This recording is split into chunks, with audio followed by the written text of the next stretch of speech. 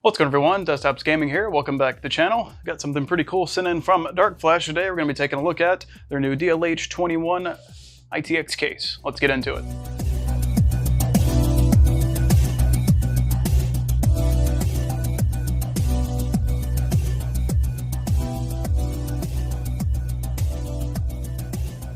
Alright, so like I said in the intro, this is a new case from DarkFlash, their DLH21 mesh. It's an all kind of monolith tower ITX case. Seen a couple of them pop up like this from the fire-starting NZXT one. This is kind of DarkFlash's take on that without all of the fire, since this one doesn't use a riser cable, and we'll dive into that more when we get into building it. Got a couple parts laid aside here. Like I said, got one of my ITX boards here, actually the only one I had on hand. Going to be putting that one in here today, as well as a 2070 Super. Going to use that one since it's a little bit bigger card than my 3070. Could have popped that in here today, but I really wanted to show off the kind of room this guy has to be packed in such a pretty small form factor, such as this kind of tower, kind of monolith design. So we're going to dive into that. All right, let's go and jump into it. Starting at the top here, we got the power button and LED button here. So that's, you can control the LEDs. So it does have a little strip here that runs the bottom of the case, runs all the way around to give some illumination, I guess, on to your desk. We have two USB Type 3 up here. We have a Type C port here as well as a mic combo headphone jack. So we won't be able to take advantage of the Type C front panel connector today. Couldn't source another ITX board in time for this video. The one I'm using actually doesn't have a front panel header ITX. Or front panel header Type C, since it's the only ITX board I have. Figured I'd go and jump into doing the build today. We'll test some stuff out. Going over some specs real quick. Looks like we got the B450 gaming ITX AC from ASRock, board I've had for a little while now. We got the Ryzen 5 3600 in there. Have some Team Group Excalibur RAM in here, just 16 gigs of that at 3600. So we'll be testing that out today. It's pretty tall, so we'll see if it conflicts with anything once we dive into the case today. But overall, I like how this case was laid out, starting at the top here. So the top actually comes off via magnets.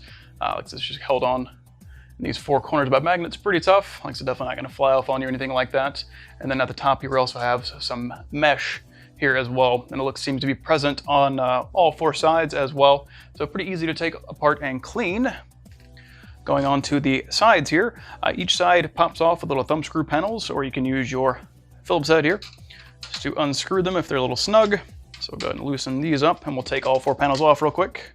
While we're at it, on the back side here, the back side actually has this little cable grommet cut out, and we'll see why here in a sec. This is actually an inverted chassis, or motherboard I/O is actually going to be coming out of the top of the case, so it has a little cutout here for that. Overall, really liked how they laid these out. Like I said, that mesh present on all four sides there for some dust ventilation, and all of them have these captive little thumb screws there, so they'll wiggle around a little bit, but they don't really come out that easily, so they'll stay in place even when you're taking it apart to service anything or to do your build in the first place. So going around the case here, if we're looking from the front, like I said, you just have it pretty much open here. Of course, you have your power buttons and LED button, everything, the I/O up top, that stays in place, that doesn't move at all. If we go around to this side here, looks like we have a rail system up and down here. So this is actually where you would put in your fans or your AIO radiators, anything like that would go along this right here. Looks like we can fit up to a 240. If I'm not mistaken, we'll go in place here, or you can do fans in its place as well. So we'll probably be putting a 240 in here today. Might pick one out from Arctic. Like I said, if we want to go with that, since we don't have any really way to show off any RGB stuff today, so might as well stick with something that's going to perform really well, but don't have to worry about any RGB. So going around to the back side here, looks like we just have the power supply cover here, and then on that, like I said, looks like that's going to mount on this side with the fan facing out, and then on that actual power supply cover, looks like there's two mounts for two SATA SSDs there. Looks like the same captive thumb screws that are used to hold the top on there. It looks like all the cabling can come out the side of that. It's pretty open design, just kind of an L bracket there. And like I said, we have the motherboard tray here on the back, not a whole lot going on this side here. Motherboard's going to mount on this side of the case. Then coming around to the side here, this is actually where your GPU is going to install. It gets away from using a riser. This one's on a sandwich design like a lot of ITX cases. Your motherboard is just inverted. So the motherboard's turned on its side here and all the I/O comes out the top, like I said earlier. So the GPU is actually going to sit right here, so it does allow for a pretty tall card. So you can get away with a pretty tall card here. Granted, it is only a 2-slot position. So you do have to just make sure you're using a card with just a 2-slot configuration there. We're going to be putting our 2070 Super in here, our Aorus 2070 Super. I was going to do a build with a 3070 that's in my main rig, but I want to kind of show off the room this case has as far as for GPUs go, since the 2070 Super is so much thicker than my 3070 from EVGA. So, you know, this will fit a full fat GPU in here, no problem, so long as it's 2-slot, which that 2070 Super is. See, last thing here, looks like we have a 80mm fan sitting here at the top. There's a fan up here, looks like for exhaust. So I guess that's to help kind of push air out of the case at the top there, since, like I said, all 4 sides are open, but it looks like the way they kind of have everything laid out, so they want you to pull air in from all the sides and kind of exhaust it out the top here, just to kind of get it out of the way. But yeah, overall, really like how they laid out the chassis here. It looks pretty open. I like the fact that all 4 sides come off. Should have some pretty good airflow performance. Of course, we'll be testing it today, but like I said, with everything being open mesh like this, pretty good sized holes, I don't see it being too bad on airflow. Now, of course, when it comes to most ITX builds, you know, not all of them are the best in the performance of airflow, so we'll definitely see there. Typically, when somebody goes small form factor or ITX, you're not saying it can't be used for you know, performance or anything like that, but normally it's for the aesthetic of having something pretty small, a smaller footprint than, say, a full-size ATX case. All right, so let's go ahead and dive into some building and let's see how this thing's going to come together.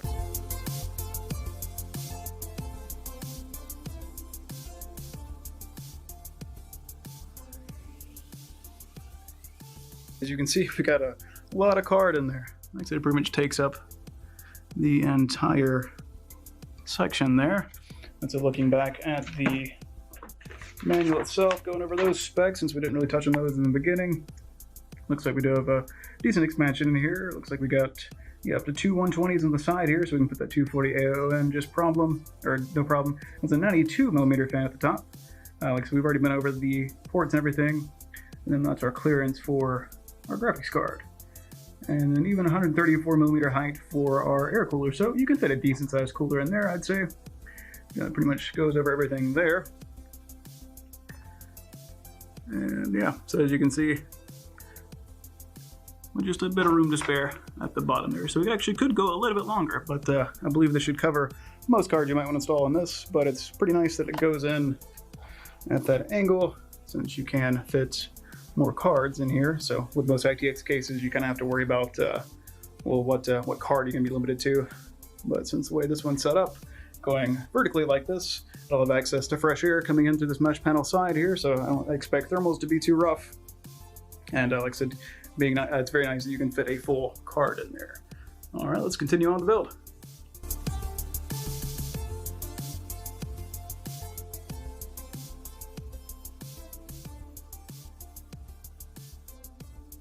All right, guys, and just like that, the build is complete. Probably one of the most dense cases I've worked with. Getting everything to fit in place here, especially with, like I said, that full 2070 Super up front. So let's go ahead and click it on first. And then give it a click. Should have some lights going here. Just a sec. Go around where we can see. Oh yeah, got the graphic card spinning up now. Yeah, definitely one of the more dense cases I've worked with. I may come grab you guys here in a sec. Like I said, I haven't really done any cable management. Might actually kind of rebuild this, not completely, but do a little cable management before we do any thermal testing on it. Might spend a day or so with that, so we might take a pause in the video to do that, just to run some tests. That's running a little later in the day, but I wanted to show you guys that it is working. It's booted up just fine. Like I said, got some fans spinning there. So actually, let me come grab you guys. We'll get some close-ups real quick. So close up here, we can see, so we have some RGB down here at the base. Like I said, I don't have it connected to the button here just yet. I did end up connecting it to the motherboard though, so it can be controlled through the RGB pen there. But as you can see, you kind of just haphazardly put everything together. Like I said, I want to go back through and maybe cable manage a bit. There's that Type-C connector. there that I said I didn't have anything for on this board. Like I said, I might end up, if I keep this case in the future, might end up swapping it out and then going with a different motherboard that does have the Type-C connector. Because this one does have it on the rear I/O, but doesn't have the header on the motherboard itself. So bummer there. But yeah, as you can see, we got the 2070 Super installed there. Looks like everything is booted up just fine. The fans have stopped now because it's not under load, but we have the lights on there in the front. And I don't know if you can see there where it says fan stop. This card does shut itself off.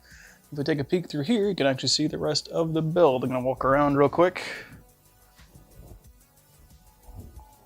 So you can see the, like I said, haphazard way I have everything plugged in currently, just to make sure everything booted just fine.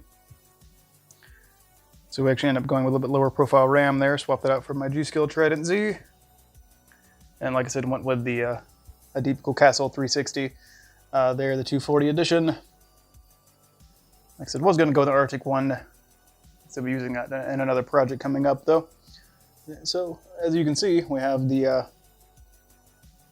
back up there where you guys can see, I actually have the fan grills installed, just in case we get any wires tapping up against it. It blocks them from hitting or getting into the fans there, so that's very nice that they include that in the kit. I suppose you could have these set up to where instead of pulling through, like I said, you can have them where you probably could set up to where they're pushing through, it would drop the radiator a little bit deeper. So depending on the height of your pump block here, if you had something a little bit shorter than this Castle top, you could probably get away with that. Didn't even bother plugging in the RGB for that, since you can't see it once the build's put together anyway. So yeah, I mean, that's definitely one thing of this case. The only time you're really going to see any RGB is from the base plate here. And then of course, if your fans are spinning up and your GPU, say, has RGB like this one does, if your fans are spinning up in the front and lighting up. All right, so like I said, I'm going to take a little time to do a little bit extra cable management here, try to clean this up a little bit. And then I'm actually going to do some thermal testing with some benchmarks, maybe in a couple games, and see what kind of thermals we come out with everything on, and of course all the side panels on here as well. All right, guys, welcome back. It's a new day. Like I said, we got it all set up here. Got it doing some benchmarks now. It took about the day to benchmark everything and get that all sorted out. Like I said, we have Cinebench R23 running as well as FurMark. I was going to do some gaming testing as well, but I figured, you know, for a case this size, this compact, like I said, ITX isn't always the best when it comes to thermal performance, but given that this one was mesh all the way around, you pretty much have your card in the front there, and then the radiator pulling in from the side, I figured it'd be a good way to just test, you know, kind of worst case scenario, see what's going on. You can hear the fans kind of spin up here. That's with the GPU running and the CPU under load right now. Like I said, again, kind of performing a worst case scenario to see, and we'll take a look at some temps real quick. Get your hardware info pulled up here. Let's see, it looks like our CPU average is sitting around, let's say, 68.5 to 69. So it looks like the hottest we've gotten so far is 70 C. Like I said, that's the Ryzen 5 3600. I just have PBO enabled. And then if we take a look at the GPU, scroll on down here. Looks like GPU temperatures are sitting at an average of 72 or so, jumping down to 70. The hottest it got up to was 74 C. Like I said, that's with the GPU sitting right up here in the front, so it's able to access pretty fresh air. I was a little concerned with it being so close to this metal here, but it is, like I said, it is a pretty open mesh, but it still pushed it pretty close to the little door there on the front, but it looks like it's holding up fine. Like I said, I just have the card power limit maxed, as well as the temperature limit maxed as well on the just an MSI Afterburner, just to see, you know, kind of what they would do. And like I said, I just have PBO enabled on that. So I'd say overall, not doing too bad. Like I said, it's definitely, it gets a little louder once we get under that kind of thermal load for sure. But it, you know, we're nowhere near any kind of thermal throttling limits or anything like that. So I mean, I would be, you know, say it would be pretty comfortable to use this, say, in a render scenario or something where it's going to be under load for a long time. And of course, again, this is kind of worst case scenario. Like I said, typically with gaming, you're not going to see quite this amount of heat produced. Like I said, that is, you know, two kind of power virus workloads working in tandem there, because I'm hitting the CPU at 100% and the GPU at 100% currently. And like I said, it looks like the hottest we've gotten on the GPU so far is about 76. since we've been talking here, we'll scroll back up to the CPU. And it looks like we're averaging around, it looks like hottest we've gotten so far is 72C.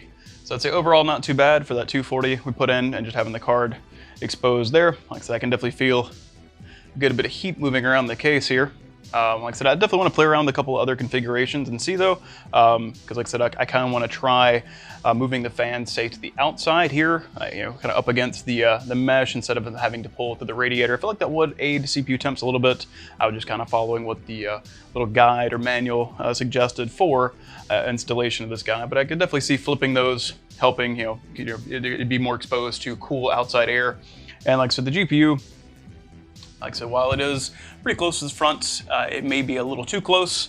So I could definitely see using a slightly thinner card would help you there. That's the kind of same issue you run into when it comes to thermal limits on you know, something like a tempered glass. If you have like a vertical mount, getting too close to that, so not allowing enough surface area around the fans to really pull in that fresh air it needs. But I would say, other than a little noisy, because both things are being maxed to their limits right now, we're still not seeing temperatures above 74 or so in the CPU.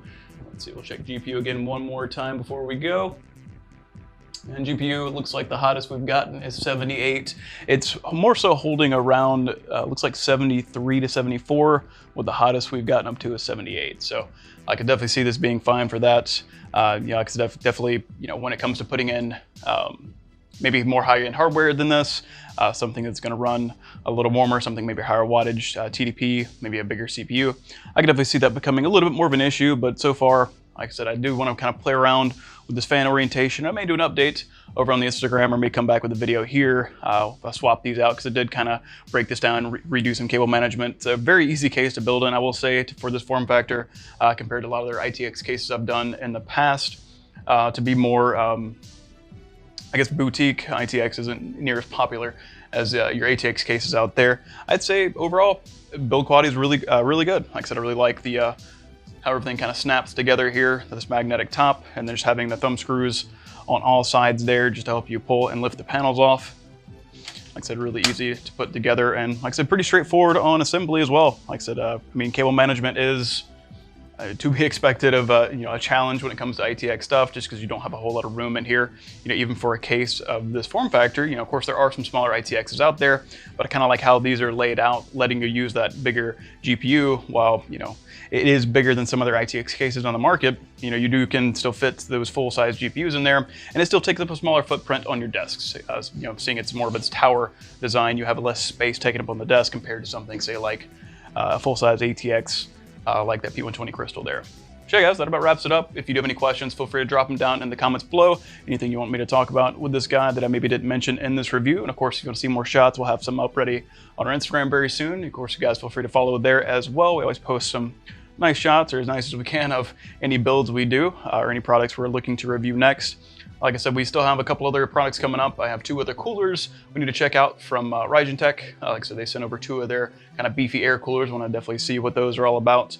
And even a few others from EasyDLF Fab. Might end up checking those out too. So yeah, guys, that about wraps it up. Thermals are looking really solid. No concerns here, but I appreciate you guys for stopping by today. Take it easy.